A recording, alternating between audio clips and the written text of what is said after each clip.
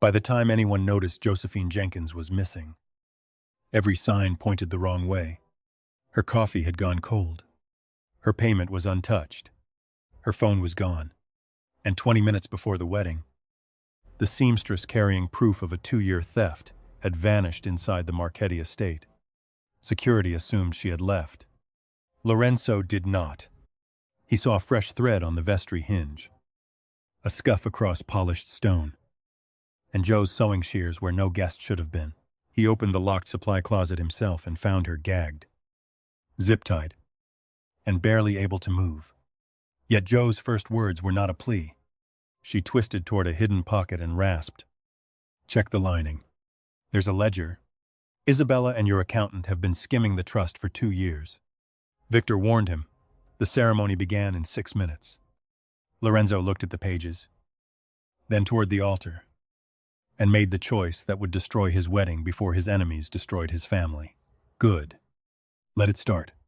Josephine Jenkins had spent 11 years sewing other people's wedding dresses, and she had learned, long before this one, that the dress always knew more about the wedding than the bride let on. The call had come in at 6 that morning, 48 hours before the ceremony. From a number with no name attached and a voice that didn't bother with pleasantries, the Marchetti wedding needed an emergency alteration. A full inch taken in through the ribs and 2 through the waist. And it needed someone who could work fast, work quiet, and work outside the family's usual circle of tailors. Priscilla, who owned the atelier and had raised Joe up from a stockroom girl to her best fitter over 9 years, had gone pale reading the address off the referral slip. "That's Lorenzo Marchetti's wedding," she'd said. Like the name alone should have been warning enough. Joe had heard the name the way most of New York had heard it. In the careful, sideways way, people mentioned things they didn't fully understand and didn't want to attract. But a job was a job. And this one paid enough to cover 4 months of the atelier's rent in a single afternoon. She packed her kit that night without letting herself think too hard about it. Pins, chalk, a seam ripper worn smooth from her grandmother's hand before it had ever touched Joe's. And the one thing she never worked without, a small antique silver thimble, dented at the rim, that had belonged to Eleanor Jenkins for 40 years before it belonged to her granddaughter. Eleanor had been a tailor too, the kind who worked in the back rooms of department stores that no longer existed. And she had taught Joe one rule above every other rule the trade had to offer. "A garment doesn't lie," she used to say, turning a hem inside out to show the girl where a cheap machine had rushed a seam. "People lie. Fabric just tells you the truth slower." Joe had spent 11 years proving her grandmother right, and she had the reputation to show for it. Quiet and unglamorous as it was brides who were nervous about being touched, about being measured, about being told their bodies needed a full inch here or 2 inches there. Always asked for her specifically, because she never once made it feel like an insult. She had learned that lesson the hard way herself. At 19, crying in a fitting room the size of a closet, while a bridal consultant loudly informed her mother that some girls just aren't built for sample sizes. A sentence Joe had never forgotten and had built an entire career around, never repeating to anyone else.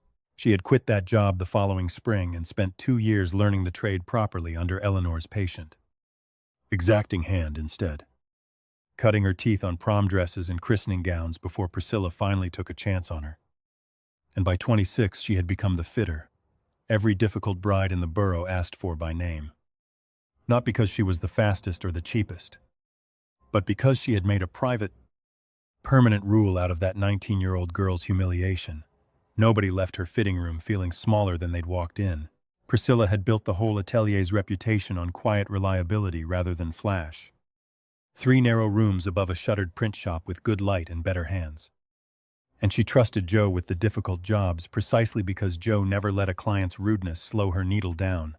"Rich people are the same as anybody else," Priscilla liked to say, usually around closing time with a glass of cheap wine in hand.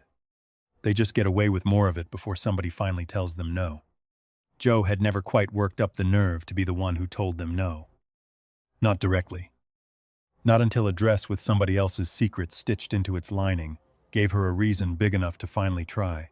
The Marchetti estate turned out to be less a house and more a small, walled kingdom on the edge of the city. Iron gates and men in dark coats who checked her kit bag twice before letting her through. And by the time she reached the bridal suite, her nerves had climbed high enough that she almost missed the man standing in the hallway outside it, arguing quietly into a phone in a voice pitched low enough that the words didn't carry. He was tall in a way that made the hallway feel narrower. Dark-haired, dressed like he'd stepped out of a boardroom rather than a wedding. And when he lowered the phone and looked at her, his eyes did something Joe wasn't prepared for. They went straight to her face. Not her size.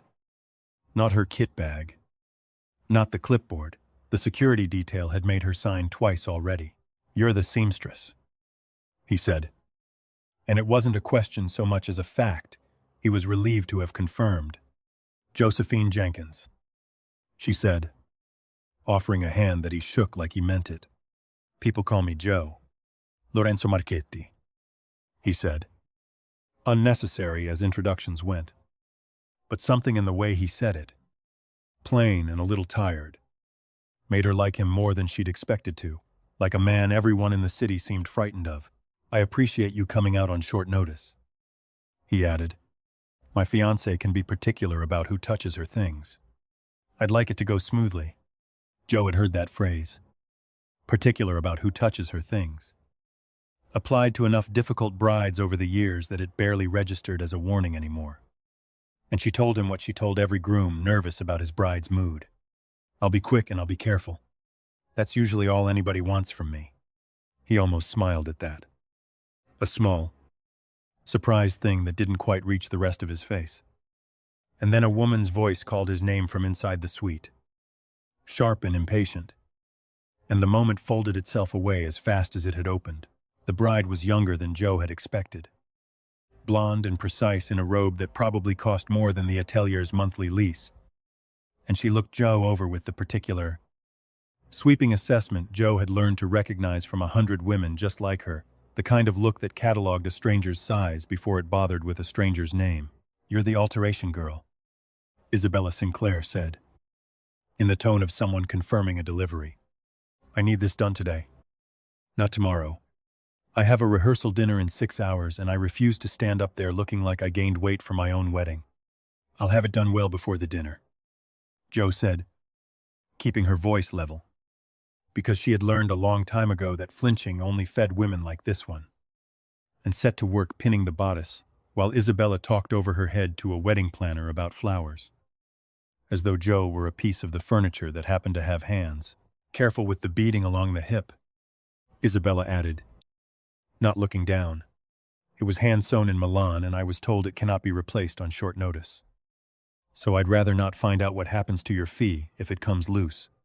"It won't come loose," Joe said, and meant it, because she had never once in 11 years handed back a dress in worse condition than she'd found it.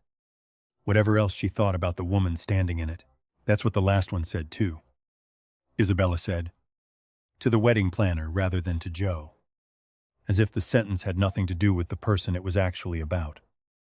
And the planner laughed the small, obligatory laugh of someone paid to find their client charming, no matter what came out of her mouth.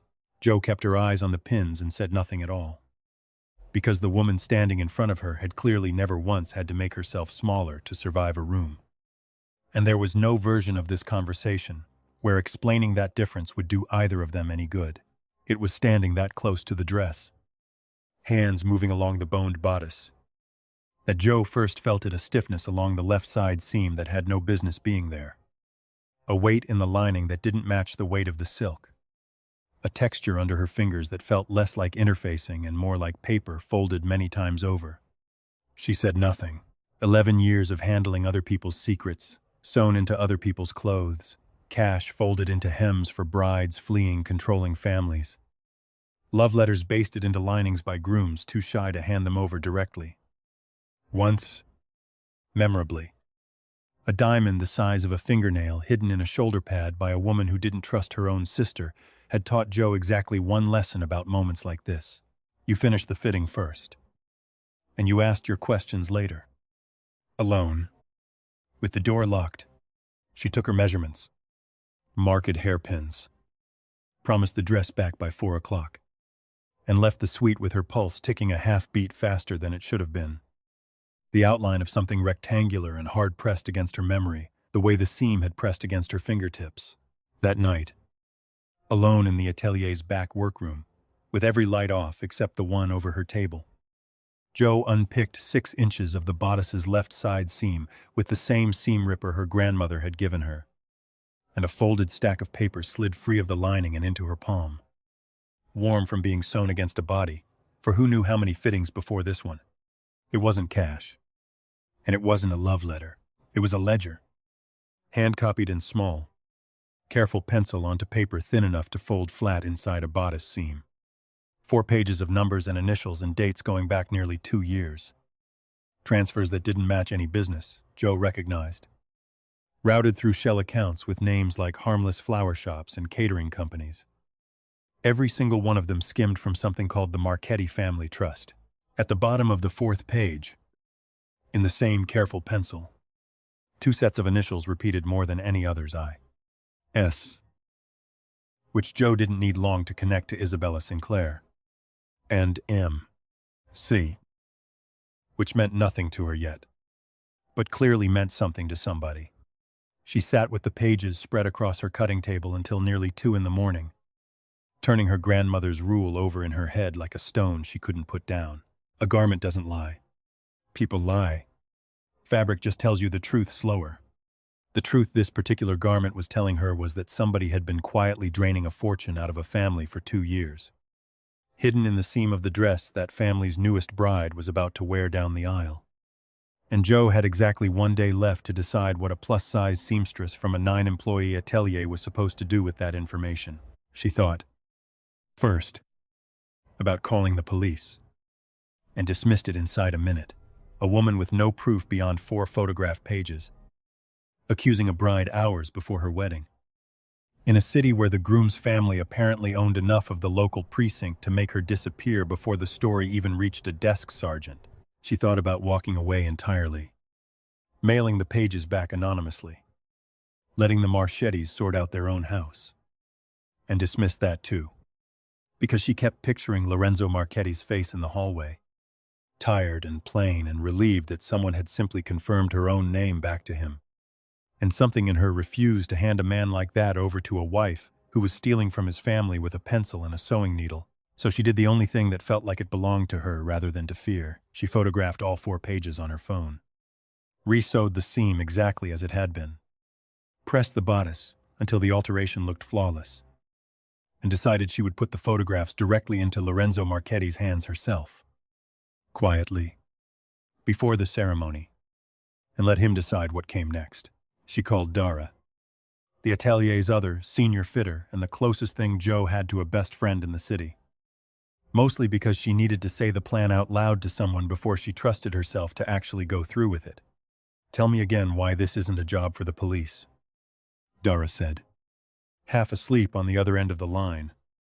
The particular exhaustion of someone who'd spent the day on her knees hemming a debutante gown, audible even through the phone, "Because I don't have a badge or a warrant. I have 4 blurry phone pictures and a stitched seam," Jo said, "and because if I hand this to the wrong person first, I don't get a second try at handing it to the right one. And the right one is the groom who's marrying the woman who's stealing from him. The right one is the groom who looked me in the eye in a hallway and asked my name instead of talking over my head," Jo said, and even to her own ears it sounded thinner than she wanted it to. But it was the truest thing she had. "I have to believe that means something. It might just mean he's polite to people he thinks work for him," Dara said. "Not unkindly. Maybe," Jo admitted. "I still have to try. You know I'll come get you myself if you go quiet for more than an hour." Dara added, "I mean it. Text me the second you're clear of that estate. Whatever happens, then call me the second it's done," Dara said. "And Jo, take the shears. Just in case." Jo had laughed at that, tired and a little frightened, and had packed the shears into her kit bag without really believing she'd ever need them for anything but their intended purpose. Priscilla found her still awake in the workroom at 3 that morning, sorting pins into their tray with hands that hadn't quite stopped shaking, and didn't ask what had kept her so late. only set a mug of tea down beside the cutting table the way she always did when one of her girls had clearly had a bad night. "Whatever it is," Priscilla said, "you don't have to solve it alone tomorrow. Call me if that estate turns out to be more than it looks." "I will," Joe said, and meant it as much as she'd meant anything all night. Though some stubborn, private part of her already suspected she wouldn't actually make that call until it was far too late to matter. She did not yet know about Marco Conti. And Marco Conti, at that same hour, was sitting in a converted pool house on the far side of the estate, counting the same numbers from memory and wondering, not for the first time, whether 2 years of skimming the Marchetti Trust had been worth what it was about to cost him. Marco had been the family's accountant for 11 years, hired back when Lorenzo's father still ran the business, and back when Marco himself had still believed loyalty counted for something in a family like this one. It hadn't. Not when it mattered 3 years ago. Marco's younger brother had borrowed against a construction loan the Marchetti family had quietly backed, and when the project collapsed under a corrupt city inspector's demands, Lorenzo's father had let the debt crush the boy anyway. Calling it business, calling it the cost of trust broken on both sides, and watched Marco's brother lose the only house he'd ever owned without lifting a single finger to help. Marco had smiled through the funeral. 3 months later, his brother hadn't survived the humiliation. Not directly, but Marco had never once believed the stroke that killed him wasn't caused by it, and had gone back to work the following Monday like nothing in him had changed at all. Something in him had changed completely. Marco still remembered the exact words his brother had used the week before the stroke took him. Sitting across a diner table with a foreclosure notice folded into quarters between them, like something too ugly to look at directly. "I always thought family meant something to those people," his brother had said. "I guess I was the only one dumb enough to believe it applied to us too." Marco had not had an answer for him then, and he still didn't have one 3 years later. Only a slow, patient anger that had never once found anywhere honest to go. It was Isabella who found the crack in him first. 2 years into her engagement to Lorenzo, sharp enough to recognize a grudge dressed up as loyalty when she saw one, and patient enough to spend 6 months proving to Marco that she understood exactly what the Marchetti family had cost him. She had started small, over drinks at a charity function neither of them wanted to attend, asking careful questions about how the trust's older accounts were structured, letting Marco talk himself hoarse about the family's casual cruelty long before she ever asked him to do anything about it. "You've been carrying their books for 11 years, she told him once, in the quiet coat room of a downtown gala, her voice pitched low enough that the words felt like a secret shared between equals rather than a proposition. "Don't you think you've earned the right to finally carry something of your own out the door too?" Marco had told himself, for months afterward, that he was only listening, only humoring her. Right up until the morning, he opened the first shell account in his own careful handwriting and understood there was no version of that decision he could undo. Their arrangement was simple in the way that all the worst arrangements are simple. Marco would route the skimmed funds through accounts only he controlled. Isabella would marry into a position no one would ever think to audit. And once the wedding gave her legal standing over half the family's holdings, the two of them would finish emptying what remained and vanish long before anyone thought to look twice at either of them. Isabella had never planned on staying married for long. She had been engaged twice before Lorenzo, both times to men with more money than character. And both times the men had found someone younger or better connected before the wedding ever arrived, leaving her with nothing to show for years of careful devotion but a stack of unused invitations and a permanent, cold understanding that no man's promises were worth trusting further than the paperwork behind them. She had decided, somewhere in the wreckage of the second broken engagement, that she would never again walk into a marriage without her own exit, built and funded first, regardless of what it cost anyone standing in her way. And Lorenzo Marchetti, for all his money and his careful reputation, was never going to be the exception to a rule she'd paid for twice already in humiliation. Lorenzo, for his part, had spent the morning of his own wedding rehearsal thinking about someone else entirely. And it wasn't Isabella. His younger sister Renata hadn't spoken to him in 5 years. Not since the argument that had split the family down its oldest fault line. Renata wanting out of the business entirely. Wanting a name and a life that didn't carry their father's weight behind it. And Lorenzo, only 2 years into running things himself, too frightened of losing control of the one thing he understood, to let her go without a fight that had gotten far uglier than either of them intended. She had left anyway. Had built a small graphic design studio under a name that wasn't Marchetti, and had a son now, 7 years old, that Lorenzo had met exactly twice. The argument itself had happened in their father's old study, 4 days after the funeral, when Renata announced she wanted her share of the family's legitimate holdings bought out entirely so she could walk away clean. And Lorenzo, drowning in a business he'd inherited 2 years earlier than he was ready for, had accused her of abandoning the family exactly when it needed her most. "You don't get to decide what I owe this family," she'd told him, packing a single suitcase in the hallway while he stood in the doorway, too proud to ask her to stay properly. "I watched what running it did to Dad. I'm not doing that to myself, and I'm not doing it to any kids I have someday. So you're just done," he'd said, more accusation than question. "I'm done pretending this is the only life either of us was allowed to want," she'd said, and had driven off that same night without leaving an address. And Lorenzo, too stubborn to chase a car down a driveway, had let 5 years pass instead. He had sent her a wedding invitation out of some stubborn, unexamined hope that it might be a door back into each other's lives. And when her reply came back 3 words long, "We'll be there," he had read it probably 40 times before he let himself believe it. It was his nephew, Theo, who gave him the one unguarded hour of the entire week. When Renata dropped the boy off the afternoon before the rehearsal so he could be fitted for his ring-bearer suit, too nervous about walking down an aisle full of strangers to say more than single words to anyone who spoke to him, Lorenzo had gotten down on one knee in the middle of the ballroom, out of sight of every guard and every planner circling the estate, and had spent 20 minutes teaching a frightened 7-year-old how to hold a ring pillow steady, cracking jokes about tripping over his own shoes until Theo finally laughed. A real laugh, unguarded and delighted. The first sound out of the boy that didn't sound rehearsed. "You're not so scary," Theo had told him afterward, with the blunt honesty only children manage. And Lorenzo had laughed too, surprised by how much the sentence mattered to him. "Don't tell anyone," he'd said. "I have a reputation to protect."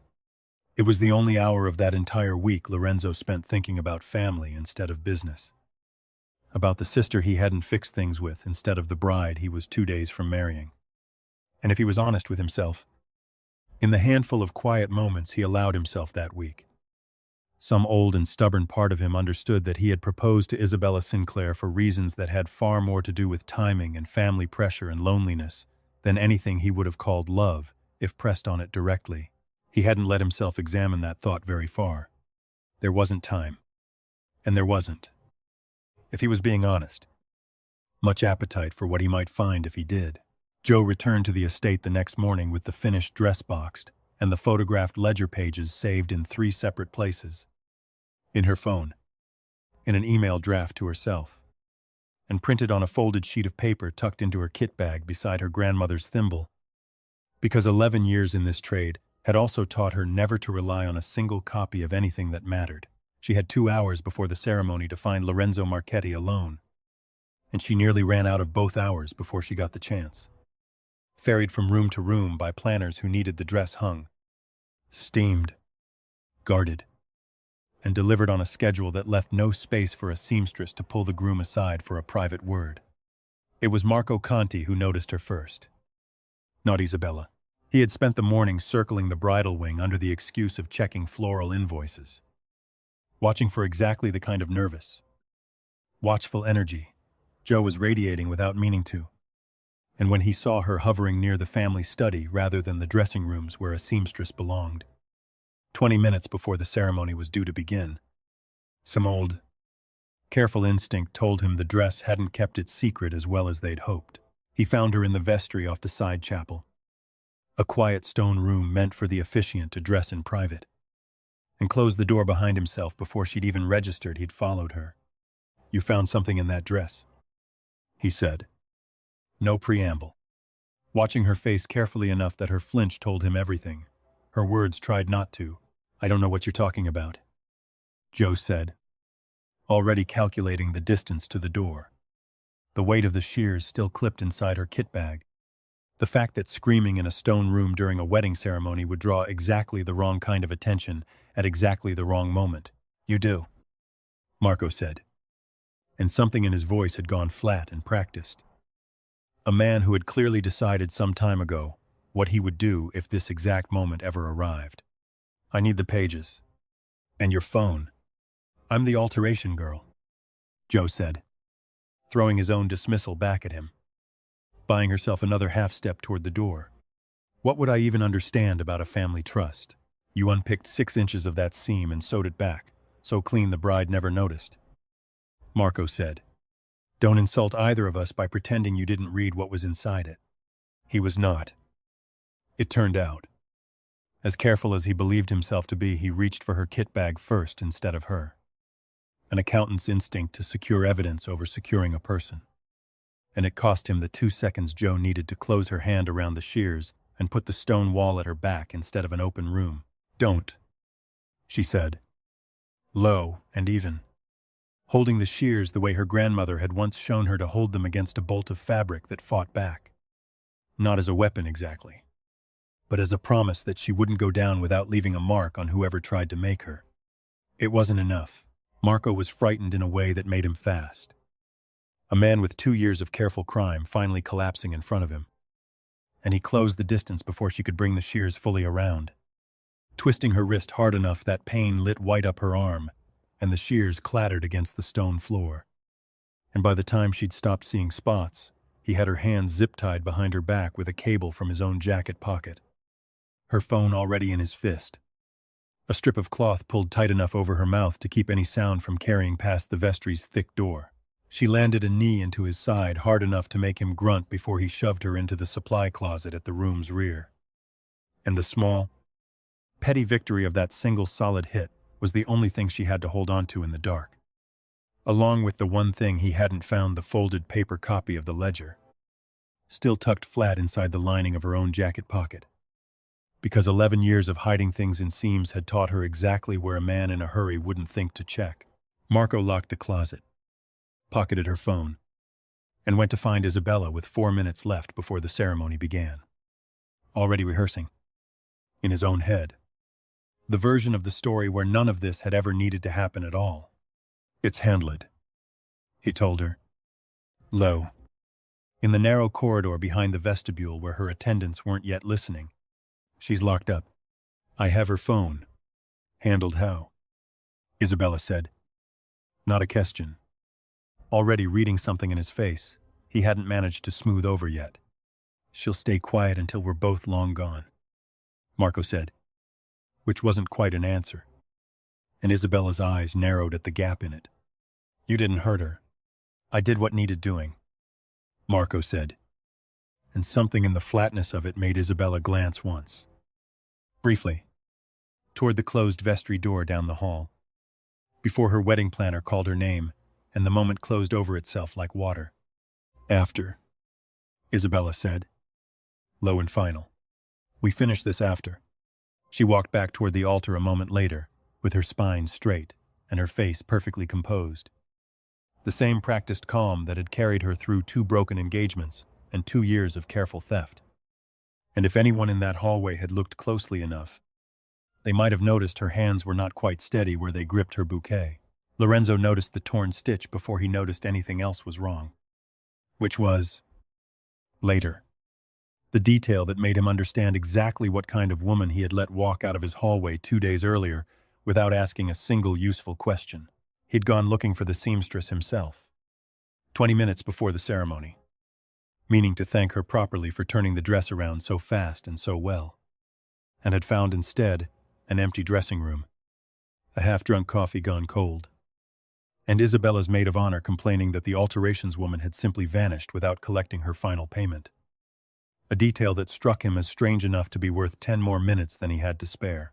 It was Victor Esposito, his head of security for 6 years, and one of the only men Lorenzo trusted without qualification, who found the small, telling thing that turned strange into wrong, a scrap of thread caught on the vestry door's hinge, a fresh scuff mark across polished stone that didn't belong to wedding shoes. And 3 feet inside the room, a pair of fallen sewing shears no bride's attendant would have any reason to be carrying. Search the wing, Lorenzo said, already moving. The calm, careful calculation that had kept his family's business running for a decade, collapsing into something closer to fear than he'd let himself feel in years. They found her 4 minutes later, folded into the supply closet's narrow dark, hands raw where the cable ties had bitten in. The gag soaked through, but the fury in her eyes undimmed the moment the door opened and light spilled across her face. Lorenzo had her hands free before Victor finished cutting the zip tie fully loose. Had the gag peeled gently away himself. And the first thing Joe did once her mouth was free wasn't cry, wasn't collapse, wasn't any of the things the moment might reasonably have earned her. Check the lining, she said, voice raw and urgent, already twisting to show him the inside pocket of her jacket, where the folded paper still sat pressed flat against the seam. Not the bride. The lining. There's a ledger. Isabella and your accountant have been skimming the trust for 2 years. And he just tried to make sure I couldn't tell you. Lorenzo read 4 pages of his own family's stolen money in under a minute, his jaw going tighter with every line. And when he looked back up at Joe, there was something in his face that wasn't disbelief at all. Only a terrible, settling certainty, as if some old suspicion he'd never let himself name out loud had just been handed back to him in writing. The ceremony starts in 6 minutes, Victor said quietly. Good, Lorenzo said. Let it start. The cathedral was full by the time Lorenzo walked back down the side aisle instead of up the main one. 4 folded pages in one hand, and Joe's freed. Aching wrist steadied in the other. Because she had refused, flatly, to wait in a side room while he confronted the woman who'd had her zip-tied in a closet 20 minutes earlier. I found this, Joe told him, low enough that only he could hear it as they walked. I'm finishing it. That's not up for negotiation. Isabella was radiant at the altar in the dress. Joe had spent the previous night unpicking and resewing by hand, and her smile held for exactly as long as it took her to see the pages in Lorenzo's fist and the seamstress standing beside him instead of banished from the property the way Marco had promised. Lorenzo, she started, and he cut her off without raising his voice, which was somehow worse than shouting would have been. 2 years, he said, holding up the first page for the nearest rows of guests to see clearly, his voice carrying easily across stone built for exactly that purpose. Skimmed out of my family's trust through flower shops and catering accounts that don't exist. I.S. and M.C. It took me about 4 minutes to work out whose initials those were. You don't understand what it's like, Isabella said, and her voice had dropped the careful softness she'd worn for 2 years of engagement. Gone brittle and sharp instead. Years of practiced composure cracking open in front of 300 witnesses. I've done this twice before. Lorenzo. Engaged twice. And both times some man decided halfway to the altar that I wasn't worth keeping once something better walked past. I built my own way out this time. Before the wedding, instead of after. Because I was never doing this without a safety net again. And I don't regret $1 of it. You'd have let her die in that closet, Lorenzo said, nodding at Joe. And for the first time, something in Isabella's face flickered towards something that might have been shame, quickly buried under the same brittle calm. That wasn't supposed to happen, she said. Marco panicked. A woman doesn't end up zip-tied in a supply closet because somebody merely panicked, Joe said, speaking for the first time since they'd entered the cathedral, her voice carrying further than she expected in the sudden hush. She ends up there because somebody decided her life was worth less than what she'd found. Isabella looked at her properly then, for the first time since the fitting 2 days earlier, as if genuinely seeing the seamstress standing beside her almost husband, rather than the invisible hired help she'd dismissed on sight. You should have minded your own alterations, Isabella said, quiet enough that it barely carried past the first few rows. I did, Joe said. The lining was part of the dress. That makes it mine to mind. I'm right here, Marco said from the third pew. Standing now. one hand already moving toward the jacket pocket where Joe had seen him tuck her stolen phone 20 minutes earlier. And Victor closed the distance before the hand finished its arc, twisting the arm down and back with the same practiced economy he used on men twice, Marco's size. "There's a knife in the pocket," Victor said calmly. A beat later, extracting a small folding blade Marco had carried for exactly the kind of emergency he'd apparently hoped never to need it for. A murmur went through the pews behind them. Guests, half rising out of their seats now. Someone's mother already ushering a line of children out through the side transept. And Lorenzo raised one hand without looking away from Marco. A small, economical gesture that stilled the room faster than any announcement could have. "Nobody else needs to leave," he said. "This will only take a few more minutes. My brother is dead because your father decided a loan was more important than a family," Marco said. And the words came out of him in a rush now that there was no longer any use in holding them back. Ugly and raw, after 2 years of careful silence. "I watched him lose everything, and I watched your father shrug about it over dinner the same week. You want to know why I did it? Because none of you ever once thought I mattered enough to notice." "I noticed," Lorenzo said quietly, and something in his voice made the whole cathedral go very still. "I noticed I never checked on you after the funeral. That's on me.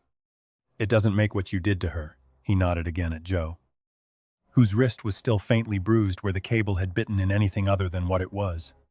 The guests who'd come expecting vows got a very different kind of ceremony instead.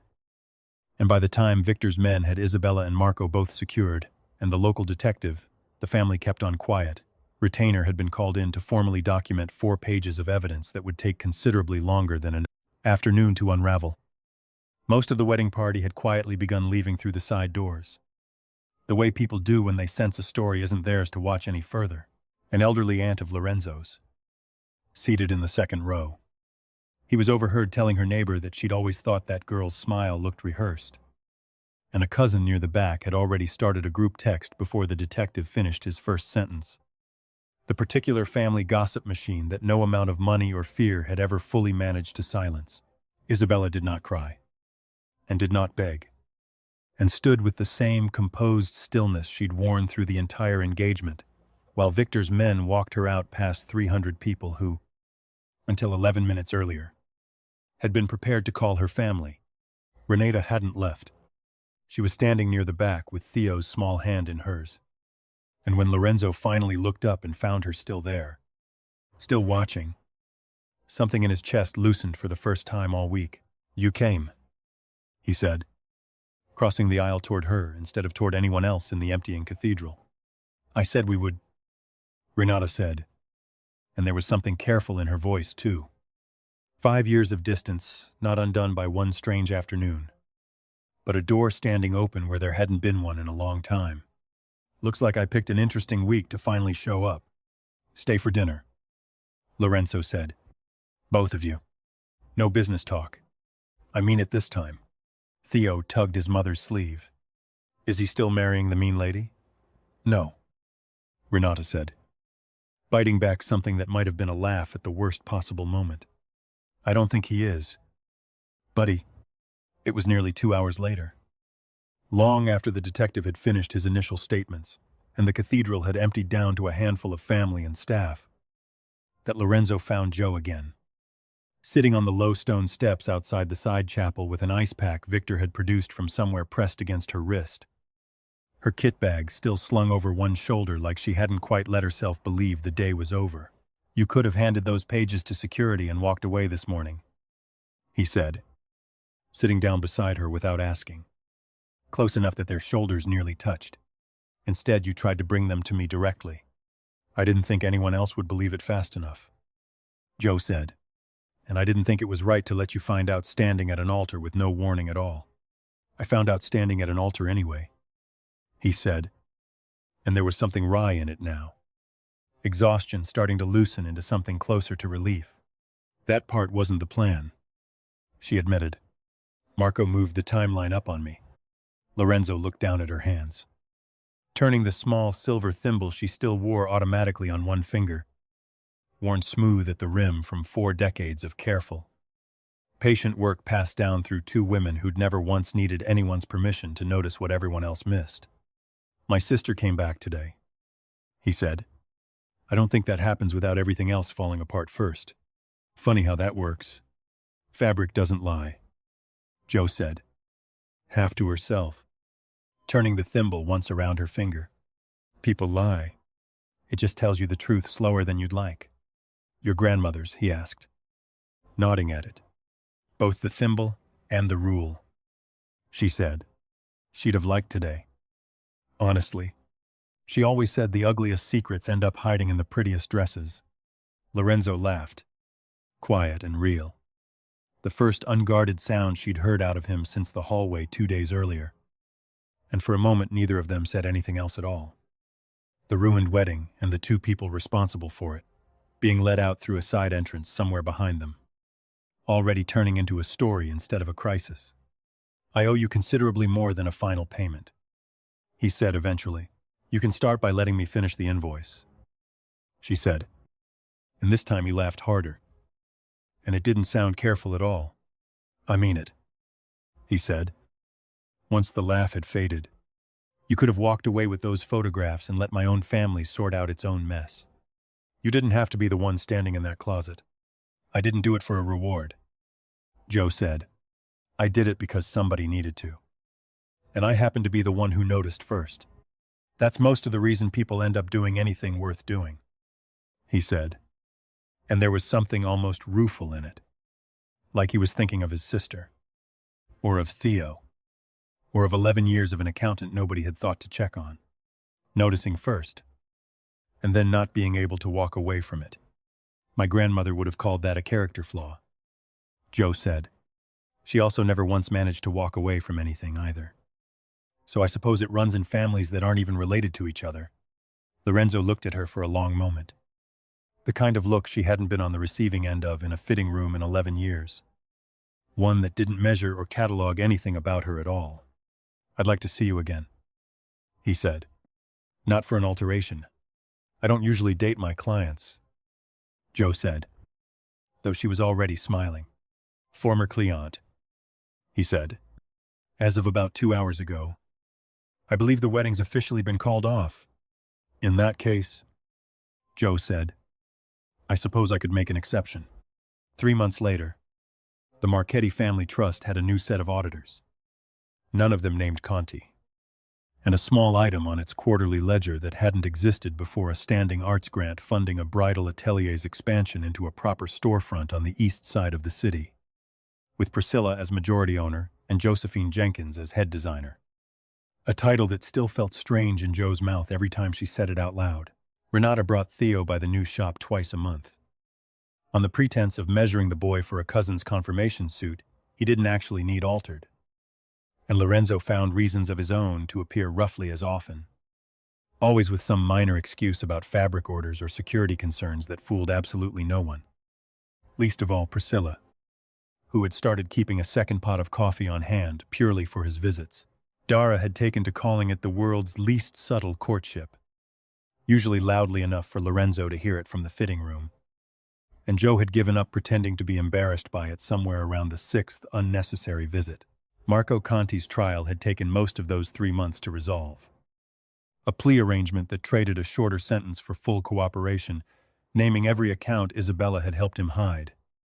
And Lorenzo had surprised his own security detail by quietly arranging for Marco's mother's medical bills to be covered regardless. A gesture he never once explained, and nobody dared ask him to. "It doesn't undo what he did," Lorenzo told Jo once. The only time she'd asked him about it directly. "It just means I'd rather be the kind of family that finally noticed too late than the kind that never notices at all." Isabella's own sentence had run longer. The judge, unmoved by a defense, built almost entirely on 2 prior broken engagements. And the last Jo heard of her, through a brief mention in a business page nobody in the shop had gone looking for. She was appealing a restitution order from a facility upstate. Still, by all accounts, insisting she didn't regret a single dollar of it, Jo found she didn't think about that part very often. Mostly because there wasn't much left to think about that hadn't already been said out loud. Once, In a cathedral full of witnesses who would be telling that story for years, Jo still carried her grandmother's thimble on every job, dented rim and all. And she had started telling the story behind it to the newer girls in the shop, the same way Eleanor Jenkins had once told it to her. About patience. About paying attention. About the particular kind of truth that only comes out under close, careful hands. She left out the part about the ledger in the vestry closet. Mostly. Unless someone asked directly. Because some truths were still hers to decide when and how to tell. And some things a seamstress simply kept sewn quietly into her own lining. Safe. Warm. And entirely her own. The new shop had quietly become known among a very particular kind of client. For a service, none of the other bridal ateliers in the city advertised a small, reinforced, perfectly concealed pocket sewn into any gown on request. For a letter, a photograph, a family heirloom, or simply the kind of private thing a bride wanted to carry down the aisle without anyone else ever knowing it was there. Jo never asked what went into them, and never once told a soul what she found. Because some lessons her grandmother had taught her were worth keeping exactly as quiet as the hands that had first passed them down to her.